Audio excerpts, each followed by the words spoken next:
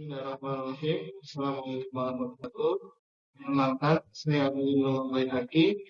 Saya telah studi Teknik Informatika di Universitas Indonesia PGRI.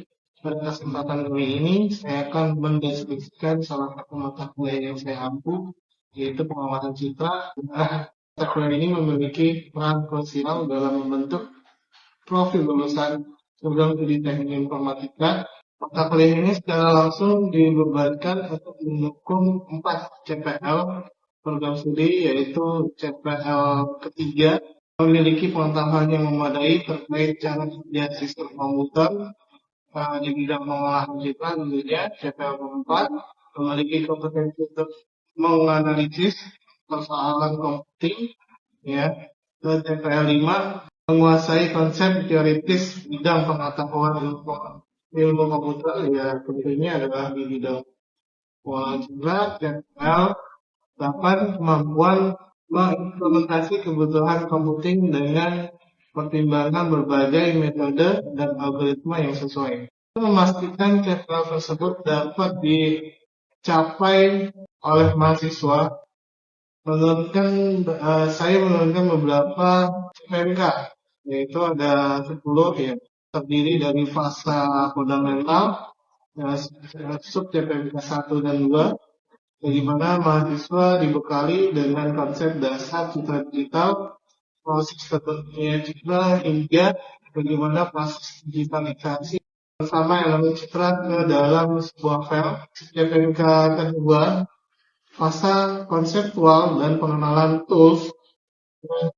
Di sini mahasiswa diajarkan untuk mengkonsep sebuah sistem pengolahan citra berbagai bidang dan penggunaan tools, yaitu bahasa pemrograman Python dan library pengolahan citra yang relevan. Ketiga adalah fase implementasi dan eksplorasi analitis, yaitu mahasiswa melakukan praktek langsung yang memecahkan masalah komputasi melalui berbagai metode algoritma dari pengolahan citra tersebut. Untuk memastikan seluruh capaian pembelajaran ini dapat tersalurkan secara maksimal makna bagi mahasiswa, saya menerapkan pendekatan dia, delivery, interaksi, and assessment.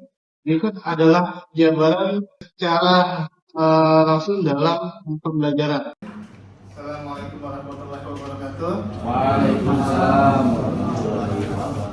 Selamat siang. Kita bertemu pada mata kuliah yang sama, yaitu mata kuliah pengolahan citra. Masuk ke materi kedua, ya. Yang sebelumnya adalah kita pengenalan tentang dasar dari pengolahan citra atau citra digital. Sekarang kita masuk ke dalam konsep dasar citra digital. Sebelum kita masuk ke materi, mari bersama-sama kita berdoa dengan keyakinan dan kepercayaan masing-masing. Berdoa dimulai.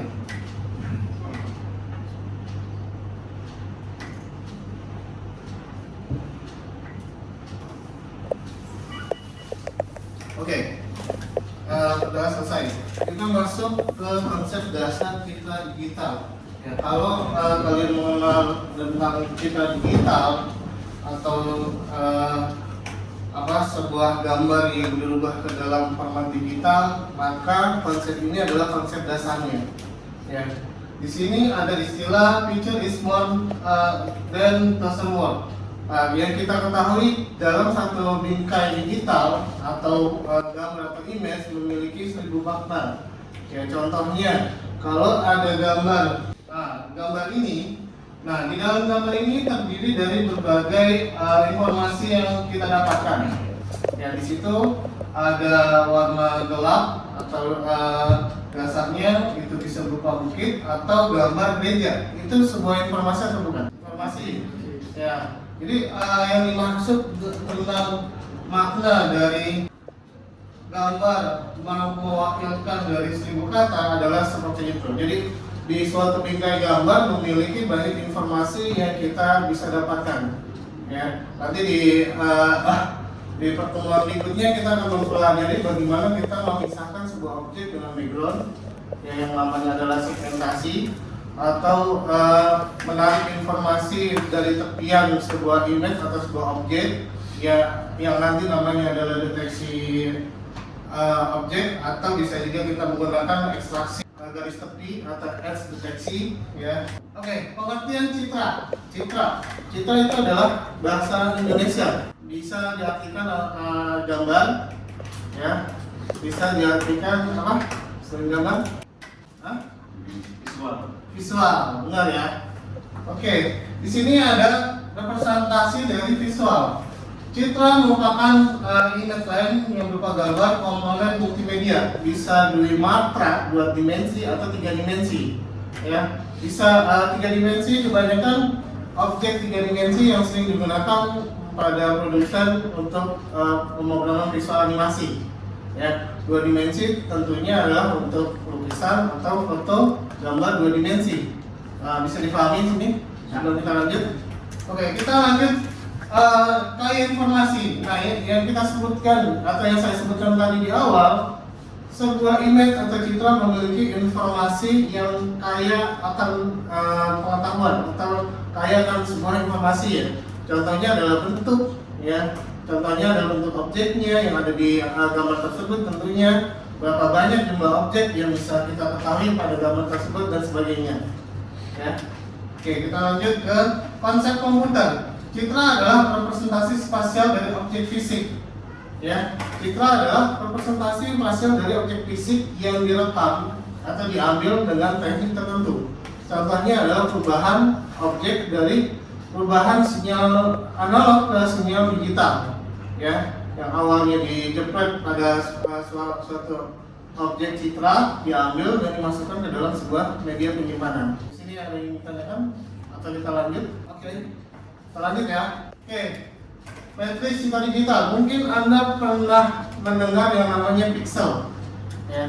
Pixel itu apa? Bagian terkecil dari gambar tersebut.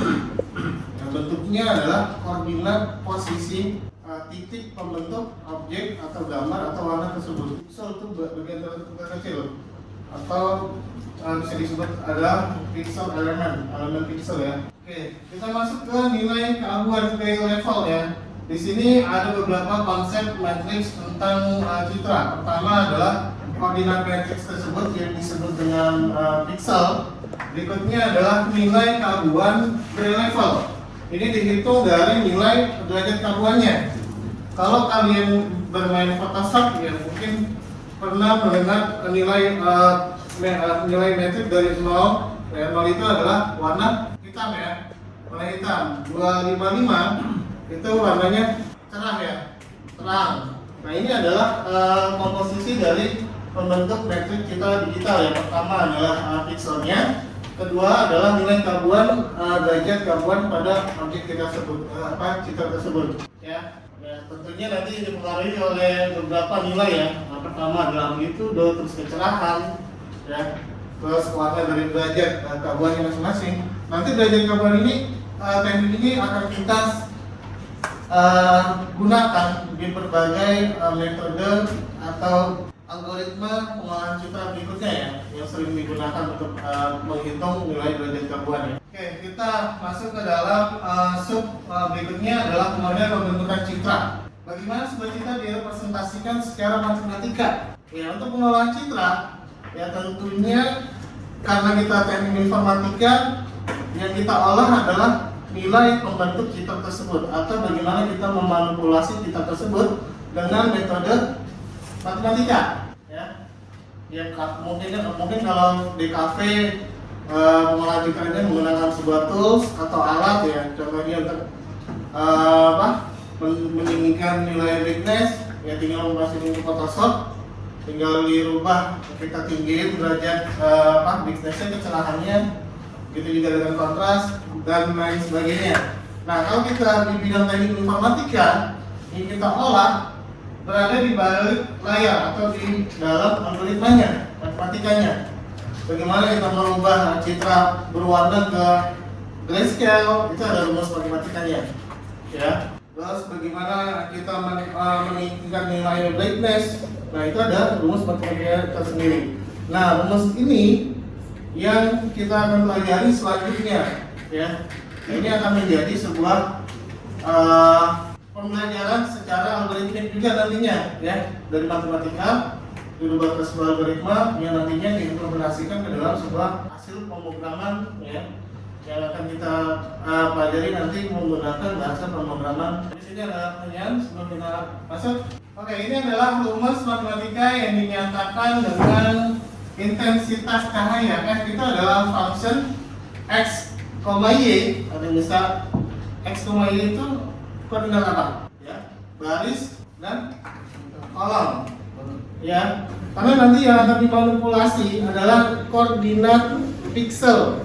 Ya, entah itu kita lakukan perubahan kecerahan warna, kontras, dan pengambilan informasi lainnya. Ya, yang kita gunakan adalah function ini, baris kolom baris kolom. Ya, ada operasi titik, operasi tetangga. Dan ini adalah rumus dasar tentang intensitas cahaya. Function buka kurung x, y itu mengisyaratkan atau titik koordinat dari baris dan kolom.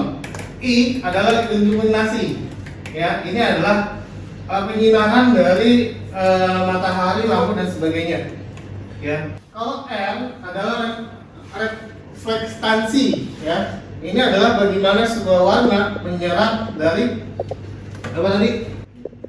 Iluminasi. Ya. Kalau dia warna hitam, berarti penyerapan warnanya akan semakin ya, pekat ya. Kalau putih, dia semakin memantulkan cahaya, semakin silau.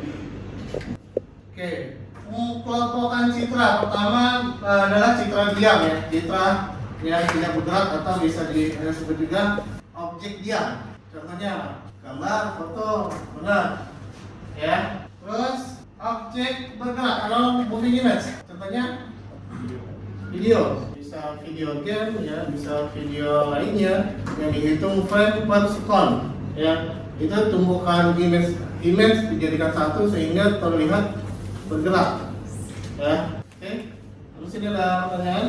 Oke, kalau ada pertanyaan saya nanya ya nanti di sesi selanjutnya. Oke, kita masuk apa itu citra digital ya. Citra digital adalah format discrete ya, atau format digital dari sebuah objek. Tujuannya apa? Tujuannya adalah untuk merepresentasikan atau proses yang ingin diolah langsung ke yang ingin diolah di dalam sebuah komputer. Ya, bukannya langsung ke, tapi yang diolah pada komputer. Ya, contohnya adalah media digital yang telah dilakukan proses perekaman. Ya, misalkan kita mengedit video, mengedit gambar dan sebagainya. Berikutnya adalah sumber digitalisasi. Nah, sumber digitalisasi ini adalah proses merubah sebuah objek ke dalam sebuah file discrete ya. Nah, di sini ada namanya sensor.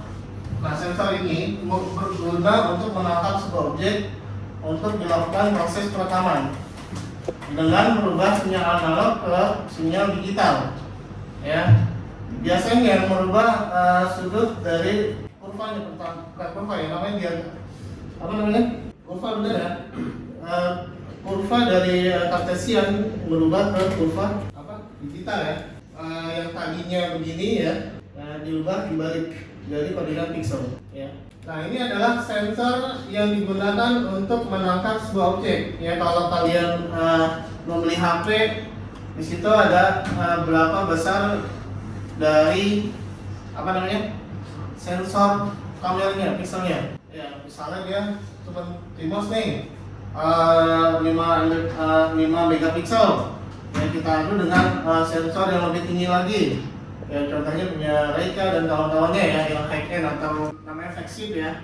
Itu kualitasnya pasti akan berbeda ya, berbeda, bisa lebih baik atau bisa lebih buruk ya. Nah, media perekamnya itu bisa yang saya sebutkan tadi, kamera digital dengan menggunakan sensor, scanner, sensor print edis yang biasa di mesin CT scan dan sebagainya.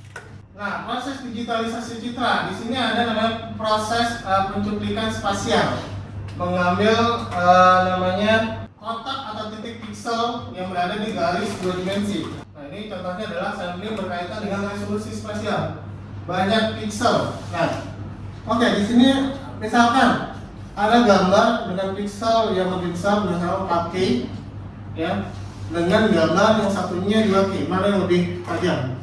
Oke. Nah, berarti di situ yang rapat namanya pixel. Ya, yang rapat adalah pixelnya. Berarti makin besar pixelnya, ukuran pixelnya, maka makin rapat atau makin banyak dari jumlah pixelnya ya. Ini kan 1920 sama 1080. Kalau kita naikin ke 4K berarti 3000 sekian ya. Ya. Benar. Nah, tapi kelemahannya kalau makin besar sebuah pixel, maka semakin besar juga tempat penyimpanan yang dibutuhkan. Benar nggak? Nah, nanti di pertemuan berikutnya itu kita akan mempelajari namanya pemampatan citra. Bisa dengan bisa menggunakan dengan metode statistik ya, atau bisa menggunakan metode lainnya, LSP. Satu lagi apa?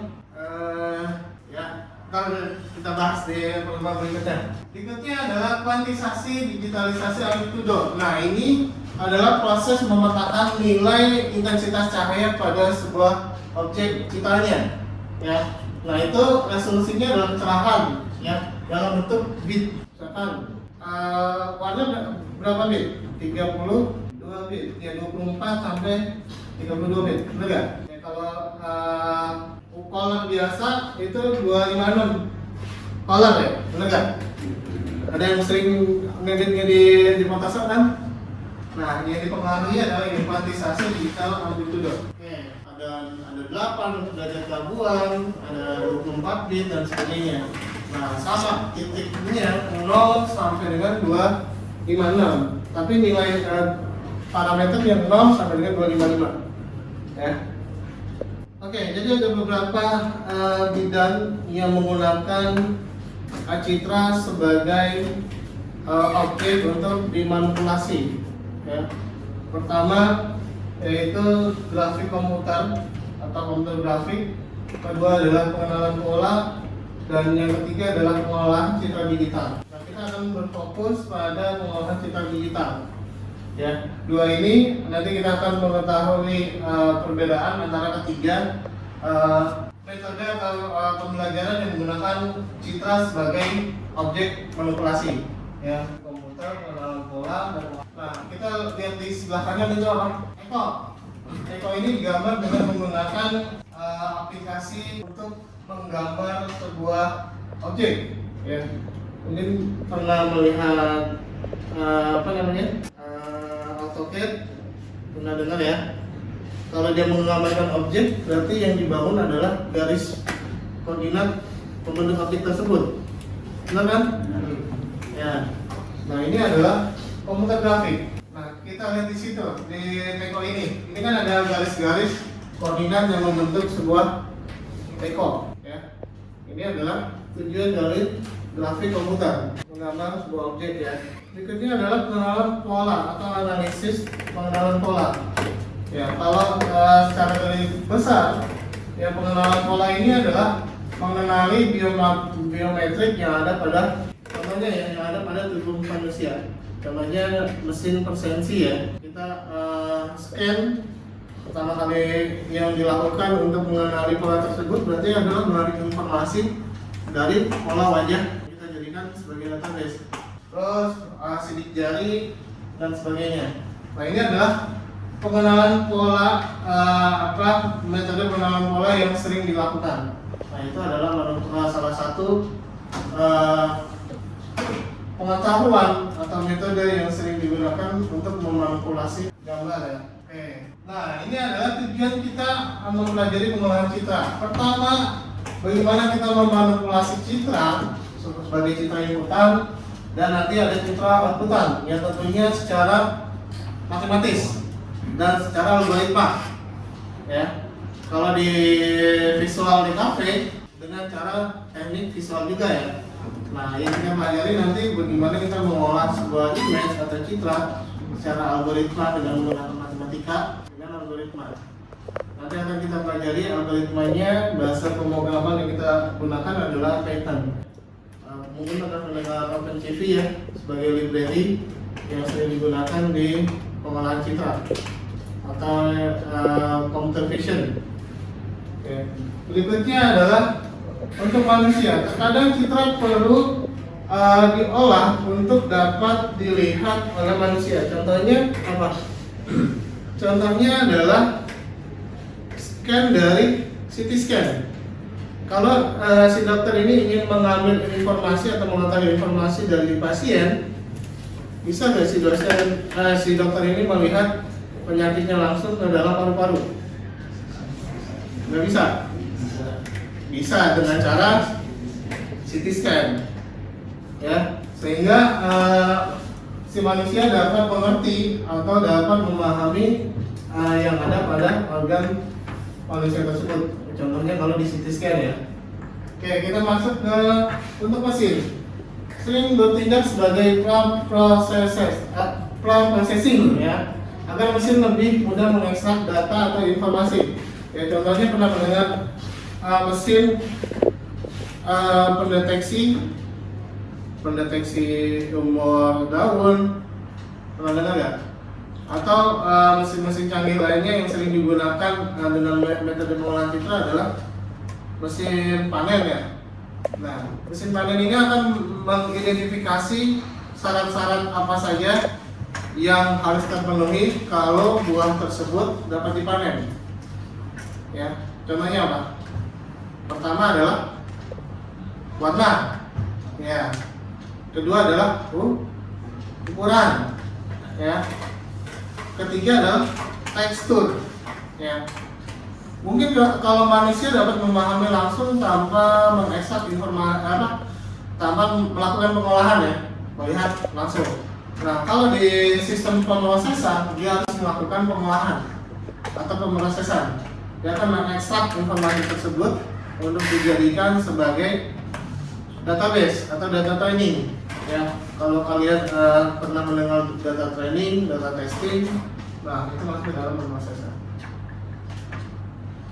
Oke. Nah, ini adalah perbedaan, ya, dari komputer grafik, deskripsi, bentuk data inputnya adalah deskripsi matematika atau kode. Nah, itu adalah outputannya adalah citra visual, keterangannya sintesis atau pembuatan yang dengan menggunakan tadi adalah koordinat, ya, dari garis-garis berbentuk sebuah objek, ya. Pengolahan citra untuk inputannya adalah citra visual, ya. Outputannya tentunya adalah citra visual juga. Tujuannya adalah memanipulasi, mentransformasi dan sebagainya, ya. Terus berikutnya adalah pengenalan pola atau citra visual. Nah, ini adalah mendeskripsikan sebuah visual, ya, untuk diambil atau dipisah kelasnya atau diambil keputusan, ya. Untuk deskripsinya, keterangannya adalah analisis atau identifikasi dari sebuah objek. Oke, sampai sini ada pertanyaan? Oke, boleh saya tanya? Dimas, apa yang dimaksud dengan pixel? Nah. Ayo.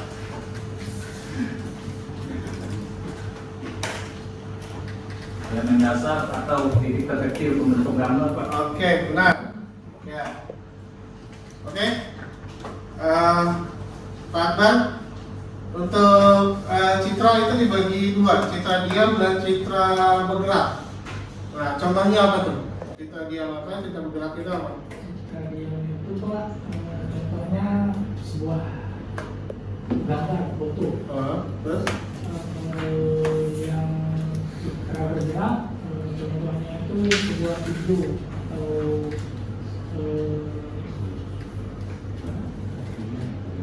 animasi. Oke, benar, ya. Oke. Ada yang ingin bertanya? Oke. Nah, sekarang saya ingin bertanya, siapa yang bisa menjawab? Image atau citra diambil menggunakan sensor, ya. Kelebihan pemrosesan sensor adalah dari citra analog berubah ke digital.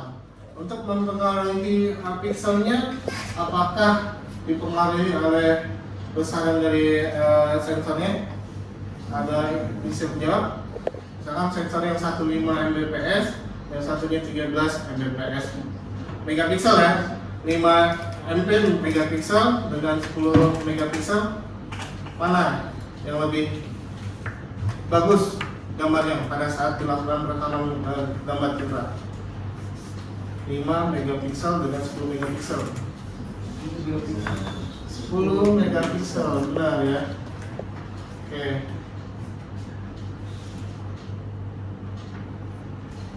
Oke. Ada yang bertanya lagi? Tunjuk tangan. Oke, Pak. Ya. Kalau secara sederhana itu ada berapa ya Pak, alasan utama mengapa kita perlu memproses atau mengelola sebuah citra digital? Bisa diulangi? Secara sederhana itu ada berapa alasan utama mengapa kita perlu memproses atau mengelola sebuah citra digital? Oke, banyak alasannya. Yang pertama adalah ingin mengetahui informasi dari objek tersebut. Kedua, ingin kita melakukan perbaikan citra tersebut. Ketiga, kita ingin melakukan penarikan informasi, ya, contohnya adalah jumlah objek yang pada citra tersebut, ya. Terus kita ingin melakukan penarikan informasi untuk apa? Dijadikan sebagai database yang kita lakukan nantinya untuk pemrosesan lainnya dan sebagainya. Oke? Bisa dipahami? Bisa Pak. Ya. Kalau nggak ada yang bertanya kita tutup kelas ini, ya. Terima kasih sebelumnya untuk kelas LF ya. Kalau ada salah-salah kata, kalau ada yang ingin ditanyakan bisa jawab melalui WhatsApp. Tugas seperti biasa selalu kita kirim ke LMS ya. Terima kasih. Selamat siang. Kita baca alhamdulillah bersama-sama. Alhamdulillah. Assalamualaikum warahmatullahi wabarakatuh. Waalaikumsalam.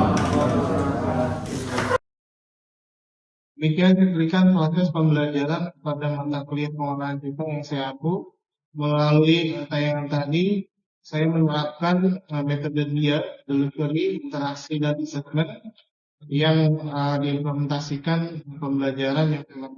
Saya berupaya menciptakan interaksi dua arah, memicu pemikiran kritis mahasiswa serta memastikan mereka mampu mengonversi pemahaman teori ke dalam implementasi praktis secara adaptif. Proses evaluasi dan assessment yang saya lakukan berdasarkan capaian pembelajaran mata kuliah semoga dapat terpenuhi dengan baik.